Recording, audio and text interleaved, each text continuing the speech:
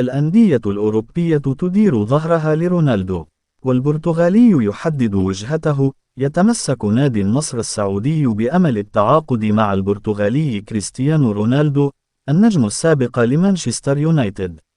وسبق أن كشف تقارير بأن النصر قدم لرونالدو عقدا لمدة موسمين ونصف، مع الحصول على راتب سنوي يصل إلى 200 مليون يورو.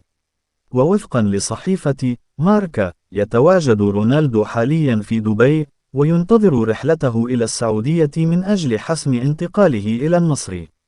وأشارت إلى أن المفاوضات مع النصر بدأت مباشرة عقب فسخ عقد رونالدو مع مانشستر يونايتد، ويتوقع النادي السعودي وصول صاروخ مدير إلى الرياض وحسم الصفقة قبل نهاية عام 2022.